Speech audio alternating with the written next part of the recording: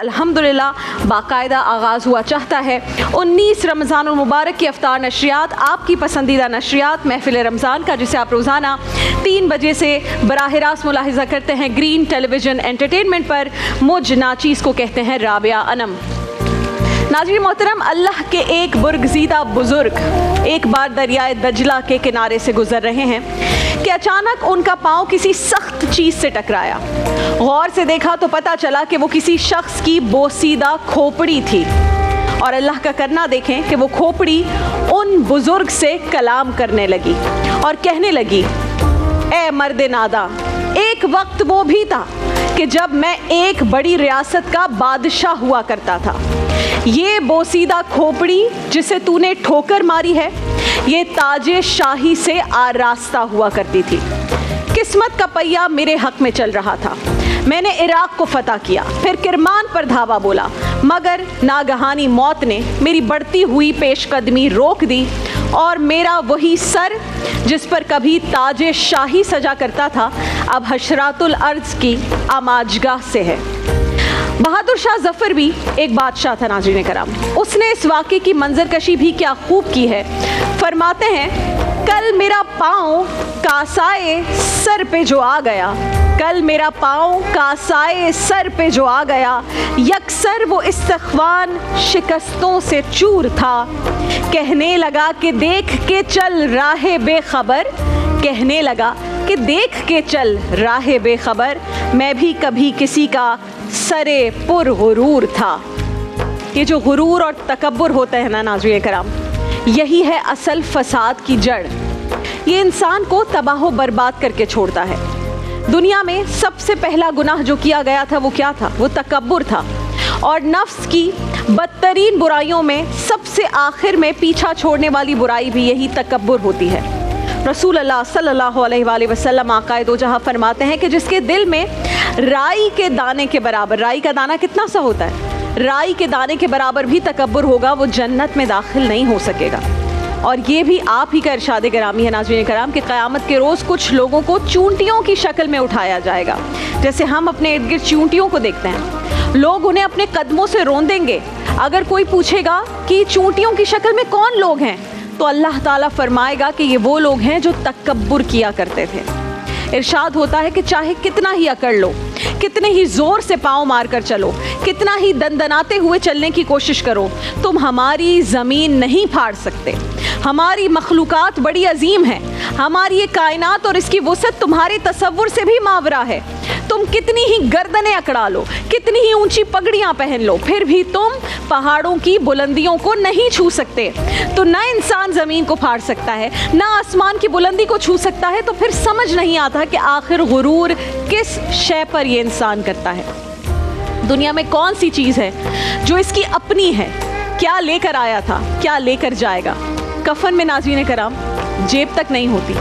कल तक जो हुक्मरान अपने वज़ीरों मुशीरों के हिसार में बड़े प्रोटोकॉल के साथ चलते फिरते थे, बड़े बड़े महल्लात शाही में रहा करते थे, कहाँ हैं आज वो? बड़े बड़े दुनिया के आप किसी भी पॉलिटिशियन को देख लें, किसी भी बादशाह को देख लें, उनके मकबरे अब वीरान पड़े हैं। कोई ना उन पर चिराग जलाने वाला है, ना फूल चढ़ाने वाला है। और वो कहते हैं ना, बर मज़ारे माँ गरीबा ने चिरागे ने गुले, यानी उस गरीब के मज़ार पर न चिराग है न फूल। वही जिस्म जिन पर इंसान अकड़ता है, मरने के बाद बोसीदा हड्डियों का पिंजर बन चुके हैं।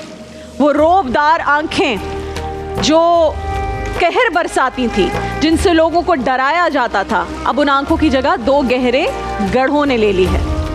वही चेहरा जो लोगों की निगाहों का मरकज़ हुआ करता था, जिस चेहरे के ऊपर प्राउडनेस फील करते हैं हम, खुशामदी और चापलोस जिन्हें 14वीं का चांद कहकर गुरूर बढ़ा देते हैं, आज पहले दिन के चांद की तरह खोखला है। वो गर्दन, वो सीना, वो सर जो हर वक्त गुरूर से अकड़ा रहता है, उठा रहता है, अब उसमें कीड़े किलबिला रहे हैं। पूरे जिस्म के गर्द हशरातुल अर्ज़ ने डेरा डाल रखा है।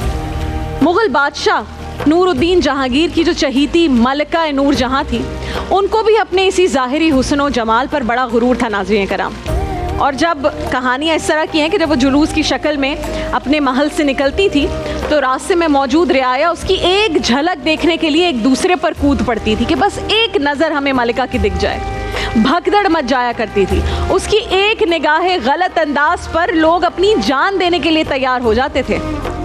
آج لاہور میں آپ اس کی قبر پر جائیں تو آپ کو اس کے لوح مزار کے قریب ہی کہیں نہ کہیں یہ شعر لکھا ہوا ملے گا جو آپ کے سامنے پیش کر رہی ہوں کہ قتال جہاں معشوق جو تھے، قتال جہاں معشوق جو تھے، سونے ہیں پڑے مرکد ان کے، سونے ہیں پڑے مرکد ان کے، کل مرنے والے لاکھوں تھے، آج رونے والا کوئی نہیں.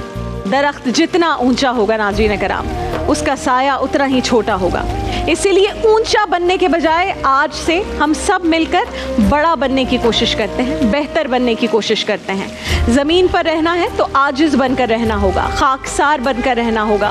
زمین کے اوپر عاجزی کے ساتھ رہنا سیکھ لیں گے تو زمین کے نیچے بھی سکون سے انشاءاللہ رہ پائیں گے اور اپنی زندگی میں ہر کسی کو اہمیت دینا سیکھ لیں. جو اچھا ہوگا وہ آپ کو خوشی دے گا، جو برا ہوگا وہ آپ کو کوئی نہ کوئی لرننگ دے گا، آپ کو سبق دے کر جائے گا. تو آپ نے کسی اور کو دیکھ کر اپنا مزاج نہیں بدلنا.